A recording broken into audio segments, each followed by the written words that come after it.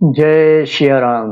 स्वागत है आप सभी लोगों का हमारे YouTube चैनल श्री हनुमत धाम में। मैं शशिकांत शुक्ला आप सभी का हृदय से स्वागत, अभिनंदन, आभार व्यक्त करते हुए प्रस्तुत हूँ एक भक्ति से भरा मानस की चौपाई का श्री हनुमान जी की सेवा का प्रसंग लेकर के, जो कि आप यदि अपने जीवन में धारण करते हैं, इस प्रसंग को लेकर के चलते हैं, इस प्रसंग को आप अपने जीवन में जो इच्छाएं, जो मनोकामनाएं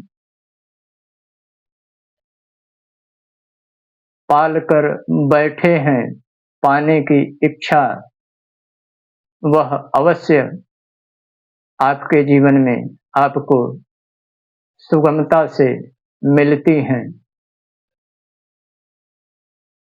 आशा और विश्वास यह प्रसंग आप सभी के जीवन में अवश्य एक नई खुशियां, एक नए लक्ष्य की प्राप्ति आपको कराने में सहायक सिद्ध हो, बाबा की असीम कृपा से।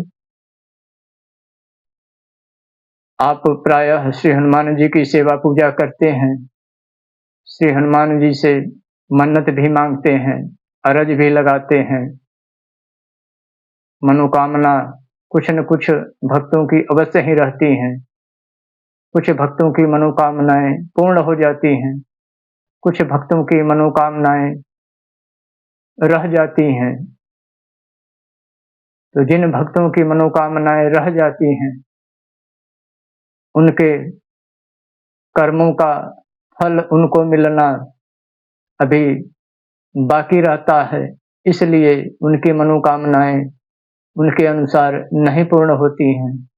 तो उसके लिए क्या करना चाहिए, यही प्रसंग आज का आपके समक्ष। प्रसंग पर आगे बढ़ने से पहले करबद्ध निवेदन, वीडियो यदि प्रसंग यदि हितकर लगे, जीवन में उपयोगी लगे और जीवन इस प्रसंग को देखकर, सुनकर, जीवन में धारण करके यदि जीवन में बदलाव आ जाए, तो अवश्य वीडियो को लाइक कीजिएगा, शेयर कीजिएगा।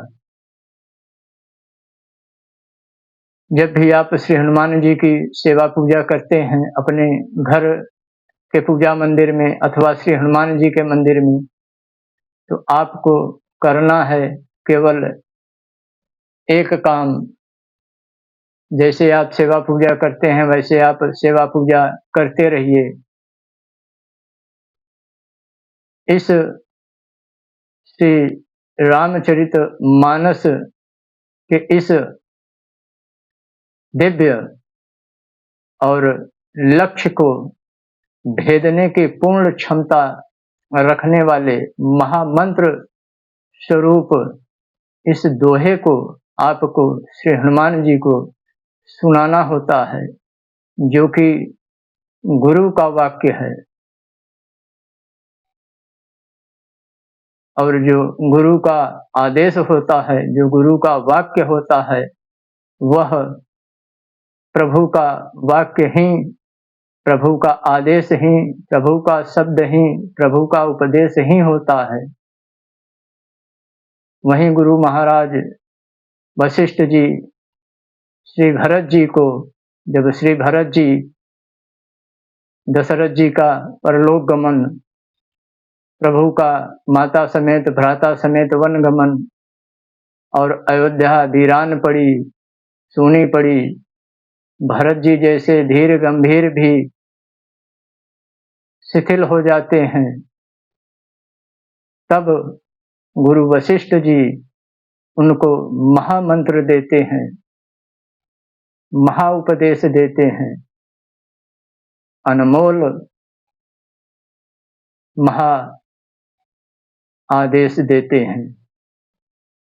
भरत जी उठ पड़ते हैं और ऐसा राज चलाते हैं और एक दिन ऐसा भी आता है कि प्रभु पुनः वन से वापस आते हैं और अयोध्या में चहुं ओर मंगल ही मंगल छा जाता है।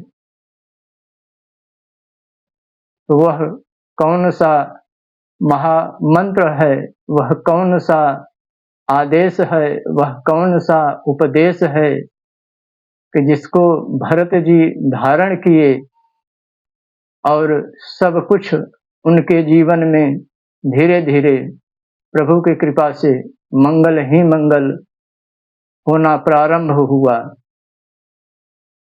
उस दिन के बाद से जब भी श्री हनुमान जी की सेवा पूजा में बैठें, श्री हनुमान जी की सेवा पूजा करें और श्री हनुमान जी को चाहे जिस कि आपके जीवन में आवश्यकता हो, चाहे अन्न की, चाहे धन की, चाहे रोजी की, चाहे रोजगार की, चाहे नौकरी की, चाहे व्यापार की, चाहे शादी की, चाहे पुत्र की, चाहे निरोगी काया की, चाहे इस जगत में जो भौतिक सुख को प्राप्त करने के लिए जो संसाधन हैं, उन संसाधनों की यदि आपको लालसा है कि आपके यहाँ भी समस्त सुख और भोग की समस्त चीजें आपको प्राप्त हों, आप अवश्य श्री हनुमान जी को यह दिव्य दोहा सुनाना प्रारंभ कीजिए।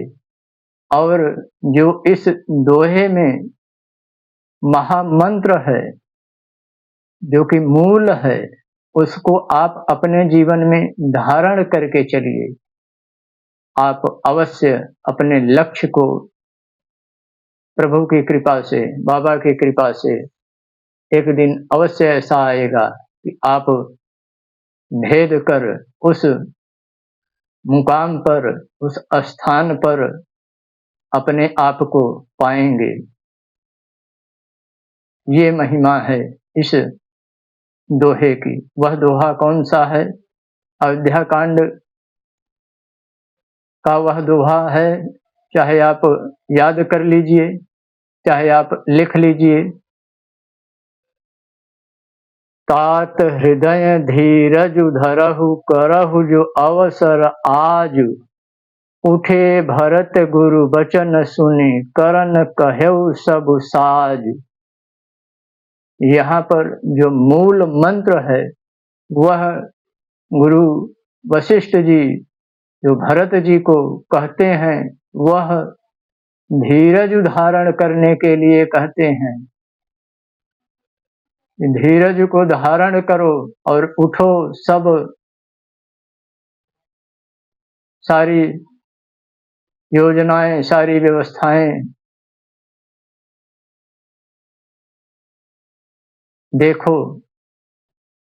और भरत जी गुरु जी के आदेश को सुनकर उठ पड़ते हैं और संपूर्ण अपने जीवन के कर्तव्य का निर्वहन करते हुए सब कुछ प्रभु की कृपा से अपने जीवन में प्राप्त करते हैं। आशा और विश्वास आप सभी भक्तजनों के जीवन में भी श्री हनुमान जी की कृपा से आपके लक्ष्य, आपके मनोकामनाएं, आपकी हर कामनाएं पूर्ण हों। आपके जीवन में भी धीरज का प्रवेश हो। बाबा की कृपा से प्रसंग यदि जीवन को बदलने वाला, लक्ष्य को प्राप्त करने वाला समझ में आए तो अवश्य वीडियो को लाइक कीजिएगा, शेयर कीजिएगा। दीजिए अब अनुमति। मिलते हैं पुनः अगले प्रसंग में एक नए वीडियो के साथ। तब तक के लिए जय सिया राम।